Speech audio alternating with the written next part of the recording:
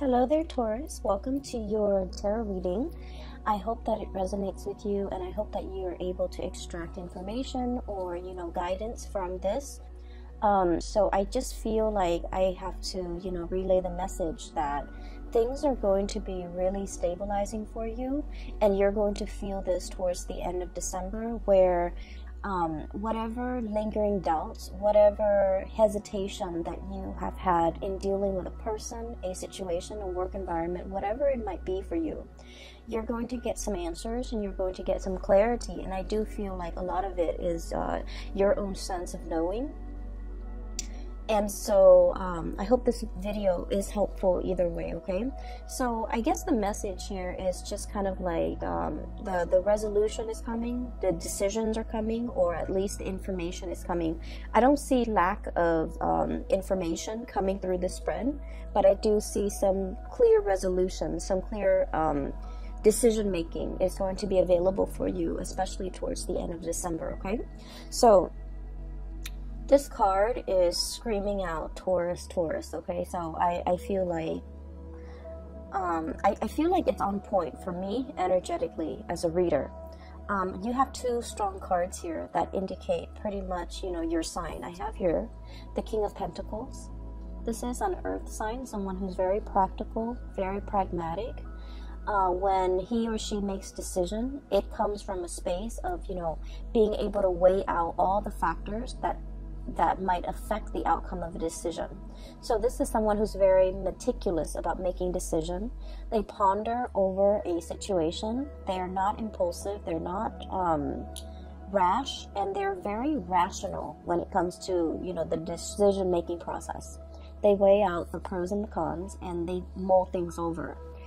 Some people might say that Taurus take a really long time to deliberate before making a decision. But I feel in this situation, you're level-headed, you're clear. You know what works for you, you know what don't. You know what will not work, no matter how much you try to,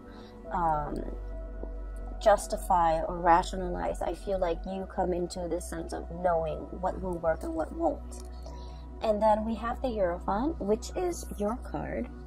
The Hierophant deals with structure, stability. It's like the stable pillars, a society on which civilization and things can be built. And with this card, it indicates an owl, okay? Full of wisdom, full of insights, and full of knowledge. The owl is sitting on a stack of books, okay? So, I mean, you can't get more theoretical than this, because this is someone who has the gift of insight, the gift of wisdom, a lot of research experience into a specific topic under their belt. This is also a card about going back to school. So first of all, let me relay the messages, the images that came through for you, and then we'll talk about how the message ties in with the cards. So I see this shop, and it's a really fancy shop, boutique. It's like a designer boutique inside a very fancy shopping mall, okay? So it's like a shopping strip full of luxury boutiques, brand names, and designer names, okay? Designer items.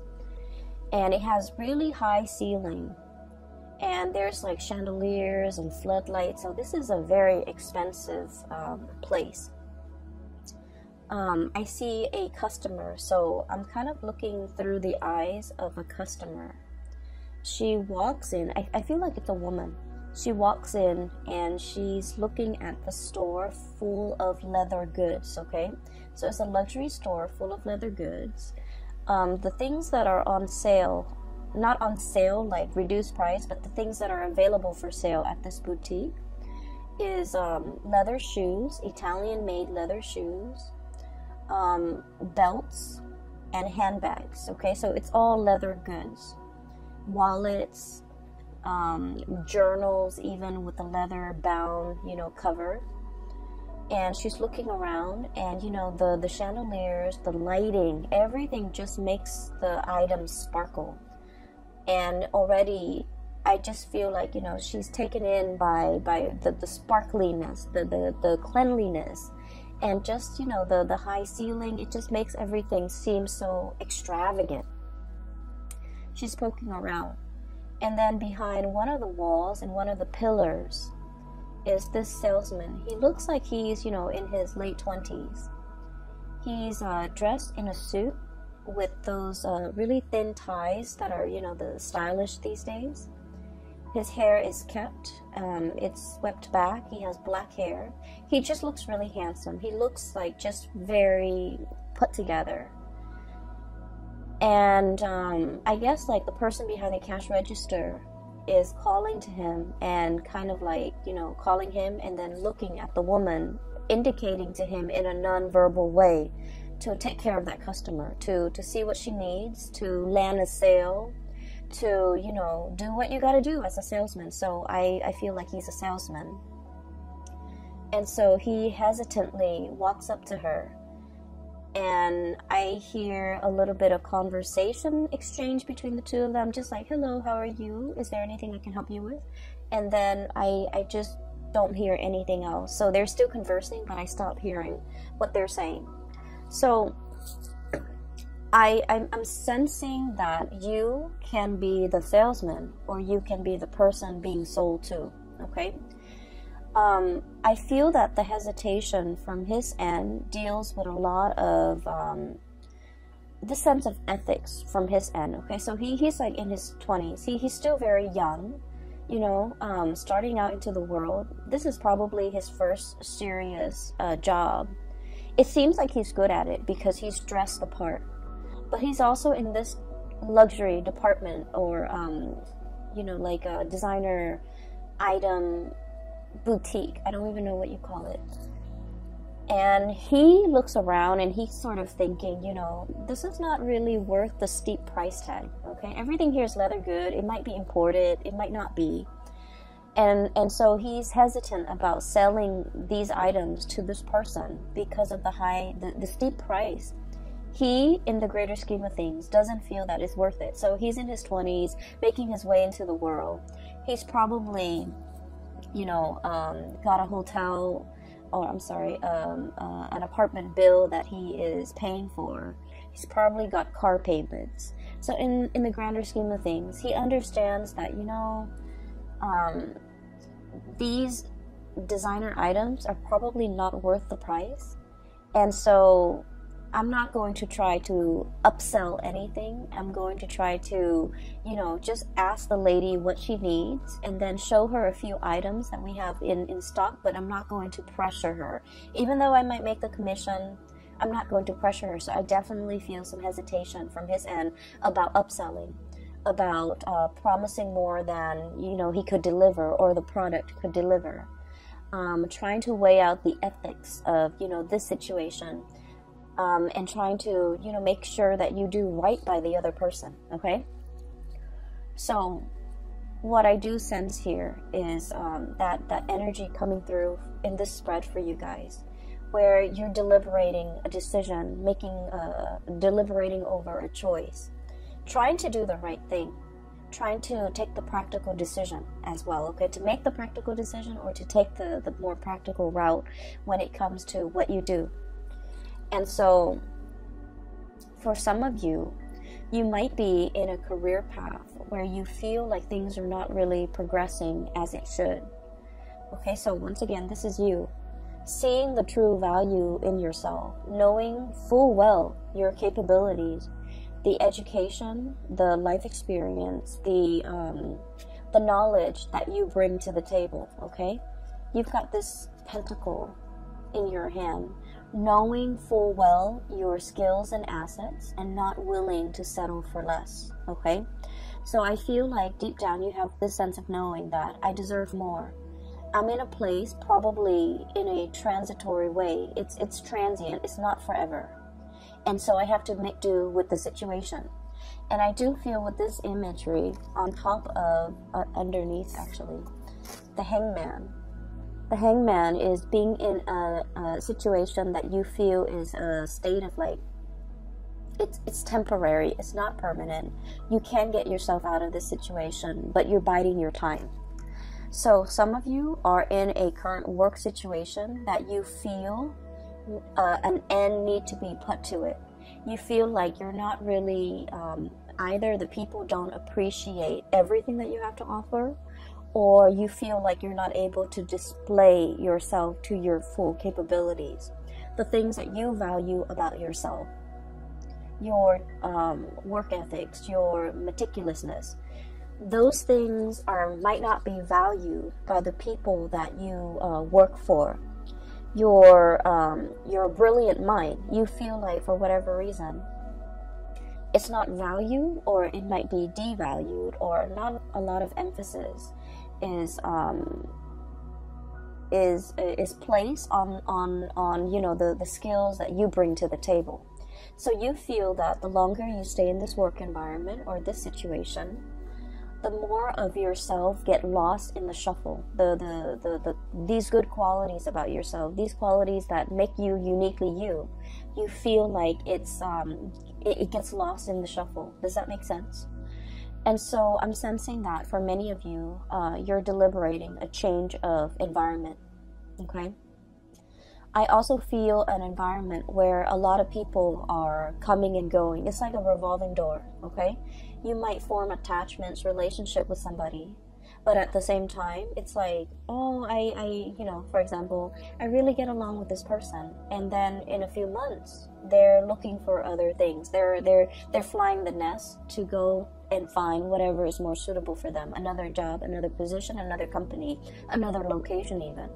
So where you are it's kind of like a transit hub, because people are constantly going and leaving. And so you find yourself here. You might have stayed here for a very long time. You might have thought that, like, oh, you know, I can build a life here. And so you start building a life here, and then you realize that maybe this work is not 100% suitable for me. So I need to find something that is a little bit more up my alley. And so I feel that you're kind of questioning, you know, where do I fit in this environment? Do I even fit in? And, you know, have I already outgrown this environment? Do I need to, you know, literally plant my seeds, plant my pentacles, you know, elsewhere? Is this a place where I can settle down and retire and build up the nest egg and, you know, be secure long term? Or do I need to look at other options?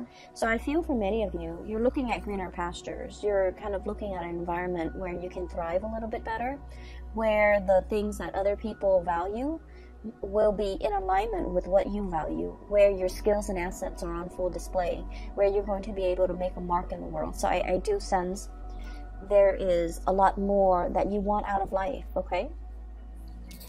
I feel like somebody in your life has really stirred up these feelings within you. The feeling of wanting more, not in the spirit of, you know, restlessness or things like that, but they are stirring up higher ideals, higher vision within you. What exactly does that mean? Well, it basically means that we can be comfortable with the status quo, okay, where the money's good. You know, the man in the store, he probably makes really good commission because it's such an expensive store that if you're paying, like, you know, 800, 900, 1,000 for like a leather belt, he's probably making like 15% commission out of that. So he's getting paid well. He's dressed the part. He's really good at his job. He's just a little bit hesitant about selling something that is very functional, like a belt, to somebody for like $1,000. He just doesn't feel like it's practical, right? And so he probably, you know, is really good at his job, is really good at selling items. But at the same time, it's like where you are financially is probably really good. You can increase your salary, you know, by a fixed amount every year. So things are really good. You're in this designer store and people behave in a very, I want to say, polite way. So the work environment is good. There isn't fierce competition. It's comfortable. It's a nice surrounding to be in and day out, right? And I feel like for Taurian people, that's very important, to have a aesthetically pleasing, beautiful environment to work in, to be in. Like, you know, let's not forget the high ceiling, the airflow, the traffic, the barrage of clients and people with a lot of money. And also the chandeliers, you know, what more can you ask for? So on the surface, it seems really great. You're making good money. But the higher ideals, the higher evolution of yourself, it's basically somebody, and I feel like it might be this person. King of Wands, okay? For some of you, it might be a fire sign, a Sagittarius, an Aries, or a Leo, sun, moon, or rising. And this is somebody that is like very experienced, very good at their craft. I am hearing as well, you know, the roar, okay? The roar of the tiger. So it's somebody who commands a lot of respect when they speak. It's someone who is quite an eloquent speaker. They have a lot of charisma, a lot of, I don't want to say charm because that's not the right word. They have a lot of charisma, a lot of magnetism. They draw people to them. There's something about the way they sound. They're either very assertive, okay, like whatever I say, go. They're very decisive. They also don't like to compromise, okay? So for example, if you're the salesman and you're in the stock room and you're taking inventory and you find out that, you know, these belts are like bought for 14 bucks, made in China or whatever, you know, made in Malaysia, made in some type of underdeveloped country, right? Or developing country, and you're just like, we buy it for 14 bucks and we're selling it for 1,000. That's not right. So this is somebody who's like that, who's ethical, who looks around and they see situations for what they are. And, you know, they cut through the facade, and I feel like they're commanding, okay? The way they live their life is very ethics-based. And so somebody is kind of like calling you or calling you to, I want to say to want to develop to your full potential, to develop to your full ideal. So never mind this comfortable place where you're making quite a bit of money, you're good at your job, you're in a beautiful, exotic is what I heard, exotic environment. There is more to life, you know, where else can you go, or what else can you do that will make you a lot happier, that will fulfill all of these deep yearning and deep longings within your hearts of hearts that you feel this work environment is lacking. And a lot of it has to do with, you know, ethics and morality. A lot of it has to do with doing the right thing by the right people. And a lot of it has to do with being in a work environment where I honestly feel like you're able to help people. If that's what you want, if wanting to help people, to be of service to people, to solve problems for people, if that's what you really want, and to be able to see people smile and that you've done a really good job addressing their needs, okay, then that makes you happy. That brings 100% satisfaction. This is a person that wants you to see all of those things, that wants you to see the whole picture, that wants you to kind of like be in a situation where you're developing yourself to your best capabilities, to your full potential, because they know you're capable of a lot more happiness than you're settling for. So I feel like there might be a situation where you are settling, you're feeling like it's not 100% best fit, and so you're just like, I'll find something a little bit better, maybe further down the line. But this person is like very action oriented, and they're like, the time is now, Taurus, we should get a move on, okay? There's a very strong emotional connection here that you have with this person. I have the Six of Cups, and this is a soulmate card, and the way that this card is coming out in this spread, you're meeting this person for a reason. You've met a soul counterpart, okay? It's like a soul family. It's this person is going to be very instrumental to you in the next phase of your life. They're able to get you there. A lot of the times people think soulmate relationships or soul ties last for a lifetime, and the way that I have seen it play out in my life and in other people's life, soulmates come in a time when we are in flux, when we are transitioning from one thing to the next. And for some of us, we know where we want to go, but we don't really know how to take, like which path to take to get there. We also might not know how exactly to get there. The dream that we want and we envision for ourselves, it's so far away and it's so out of reach. And so we don't really know the practical steps that we need to get there. And a lot of the times, these soulmates show themselves. For a lot of people, it's a relationship partner where you really trust this person. And so they might, you know, give you a little bit of a nudge, a push, and you trust them because you love them. And so you take their advice.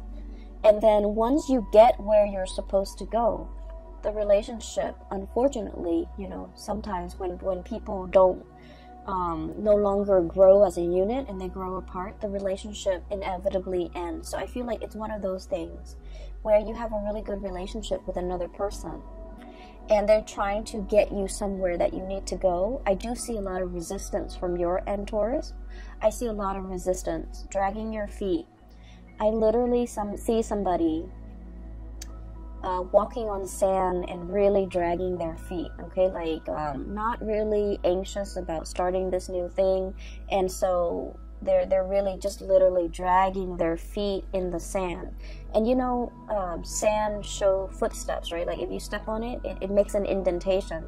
So I feel like it's really driving home the point that you are dragging your feet because you're digging into the sand, one stride after another, really digging into the sand because you're hesitant about this decision.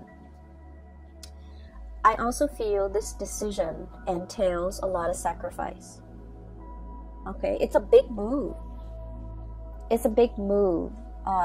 There's a lot to mull over, rightfully so, and it is within your rights to, you know, mull over this decision. So I feel like somebody is showing you something that they want for you.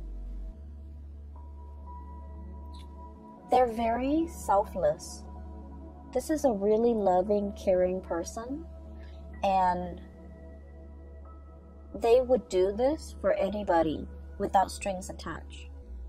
They see the skills and the assets in a person.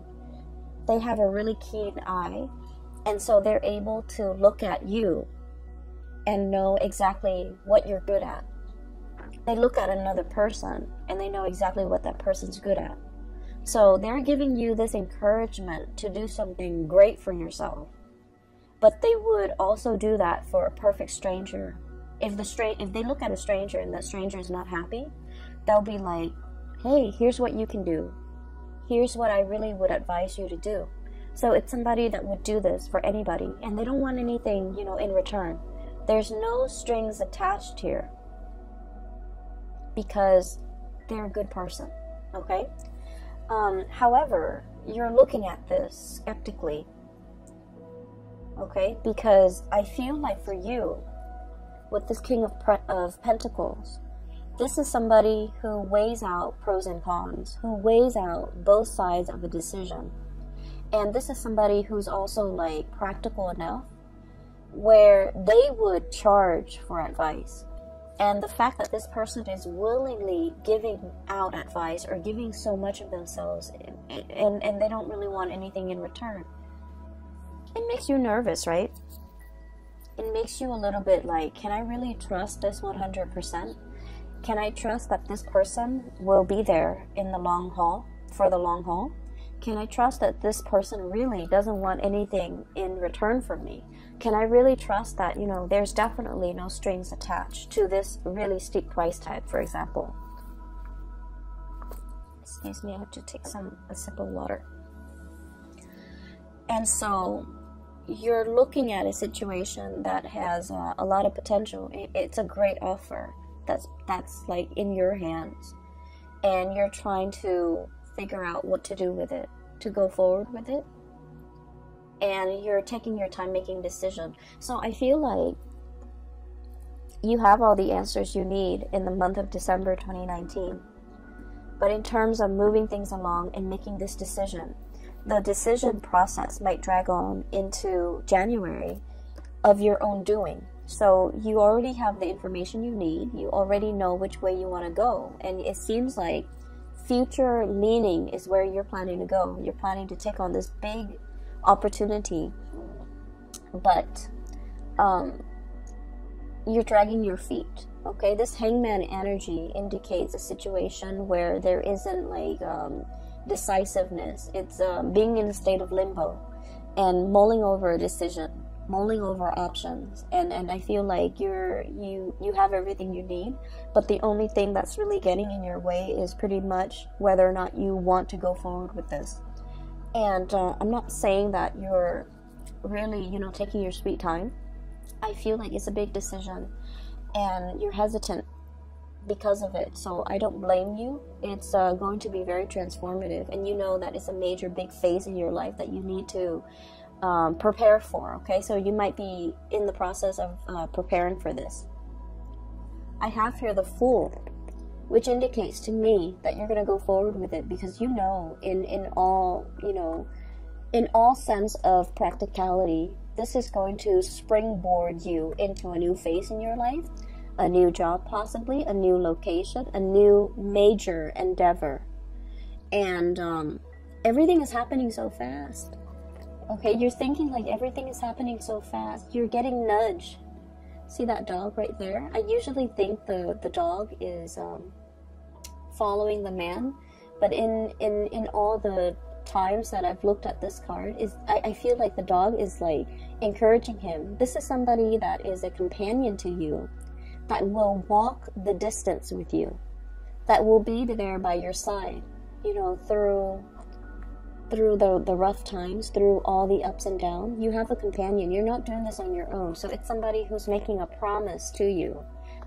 We're going to do this together. We're in this together, you know, through thick and thin, pretty much. Okay, so for some of you, this could even be tying the knot, getting engaged, getting married, moving in together, some major endeavor. And we have as well the Devil. And the Devil energy is a situation that keeps us really bound, okay? And for you guys, I do feel like it's the practicality. Somebody might be showing you something, and you're just like, realistically, how are we going to do it? What is it going to entail? You know, is it really going to pan out? So I feel like there's an element of great risk associated with it. I can stay here in this beautiful, you know, shop with the chandeliers, or I can try my luck doing something else that might not be sales related, but I'm foregoing everything that I know, everything that is stable, everything that is predictable in my life. So I feel like the Devil it's like that sense of predictability that you're very accustomed to, and now that you have to, you know, turn over a new page and walk down a new path, is triggering a lot of fears and anxiety in you, hence you're hesitant. And so the middle of the month of December, we find you ready to go, and then something stops you, still weighing out the pros and cons with this Justice card. For some of you, you might have a lot of things that you need to square it away before you take on this endeavor, okay? For some of you, the Hierophant, schools, institutions, okay? For example, you might be at a job waiting for acceptance letters from a university, a school. I see like law school, I see med school, I see like a really expensive course of study, okay?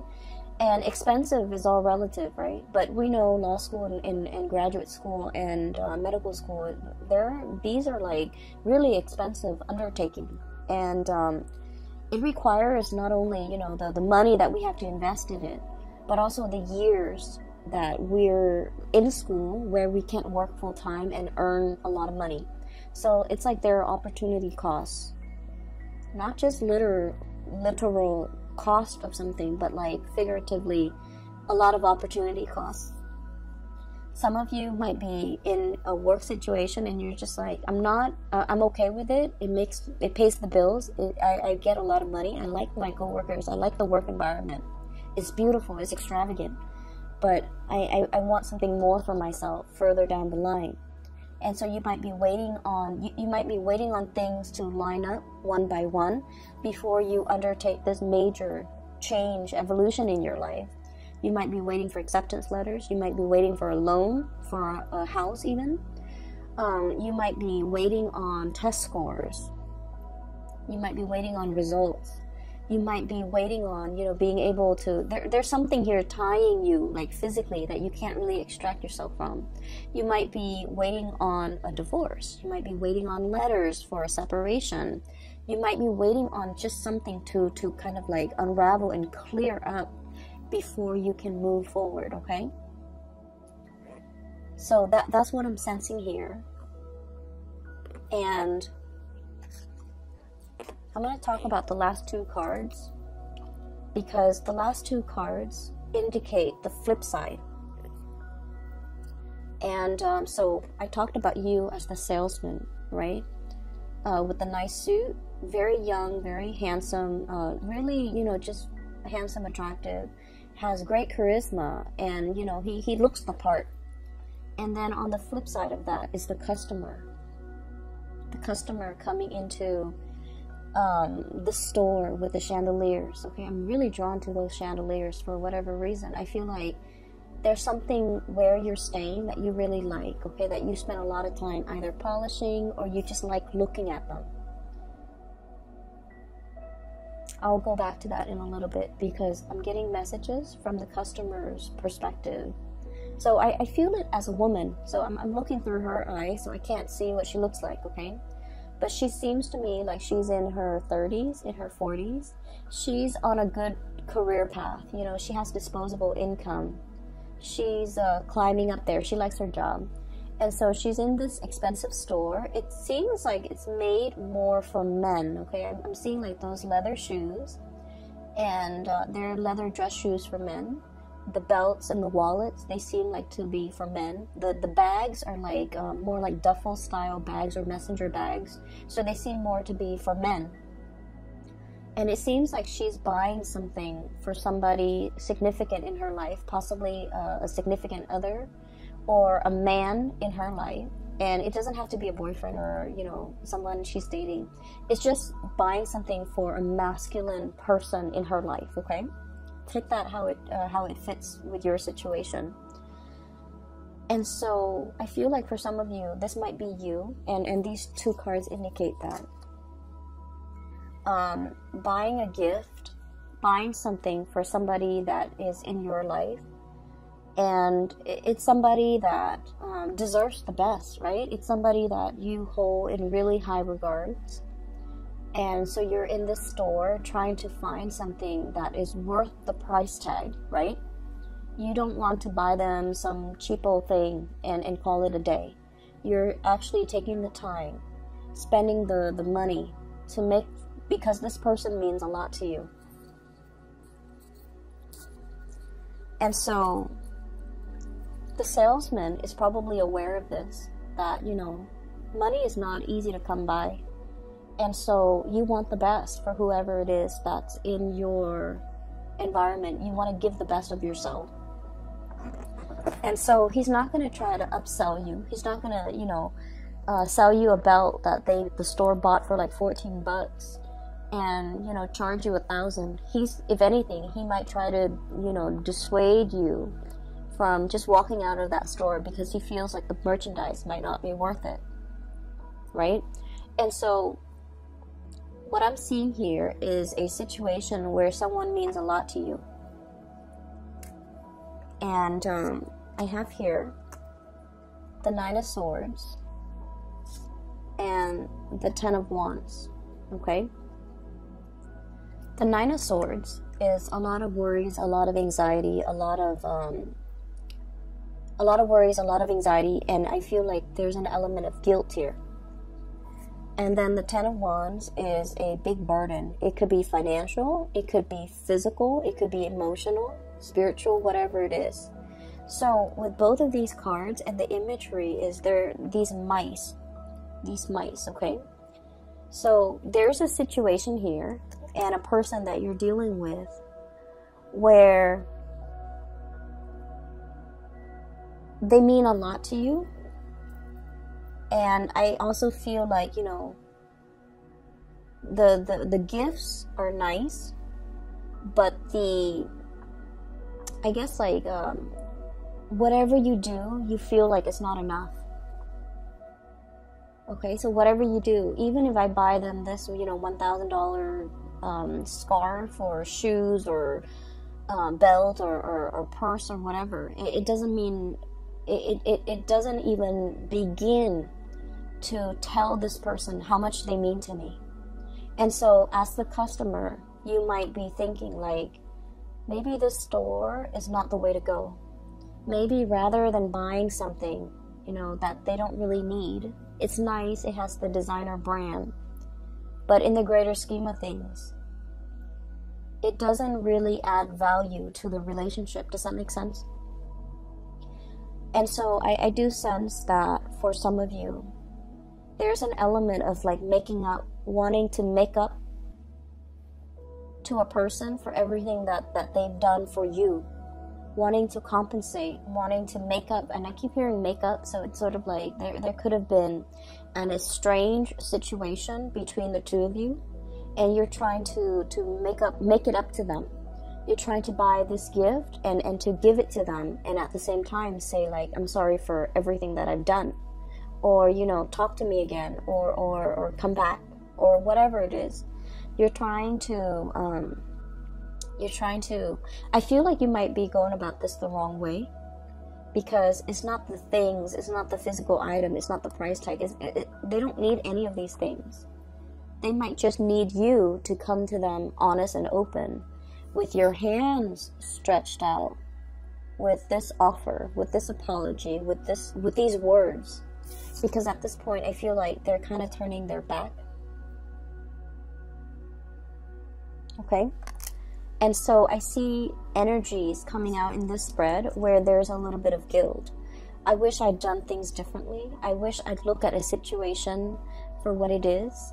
And I wish that, you know, things were different. I wish that I've seen it sooner. I wish that I could have had this clarity.